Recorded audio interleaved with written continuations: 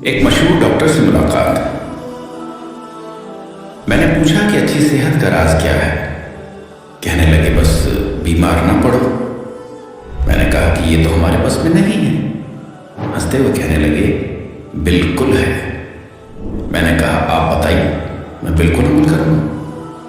वो मेरे करीब आकर आहिस्ता से कहने लगे कि मुंह में कभी भी कोई चीज़ बिस्मिल्लाह के बगैर न डालना, चाहे पानी का कतरा हो या चने का दाना। मैं खामोश हो गया।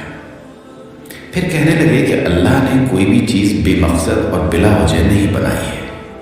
हर चीज़ में हिकमत है और इसमें फ़ायदे और नुकसान दोनों पोशीदा हैं।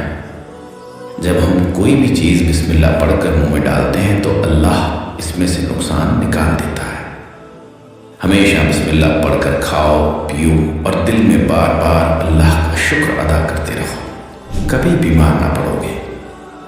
मेरी आंखें तर हो चुकी थी ये सोचकर कि ये कितना बड़ा आलिम है।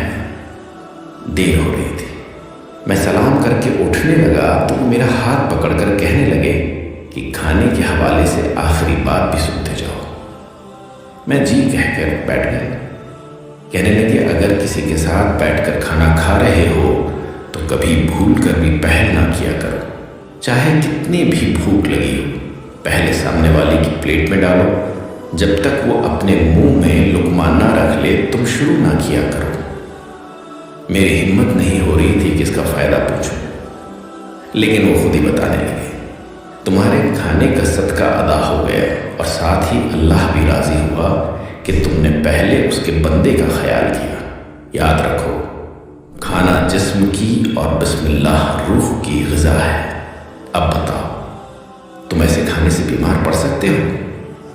मैं बेसाख्ता उनके चेहरे पर अपने दोनों हाथ रखकर तेज़ी से जाने के लिए मुड़ा और ये सोचने लगा कि दीन की इन छोटी छोटी बातों से हम और हमारे माशरे के लोग कितने महरूम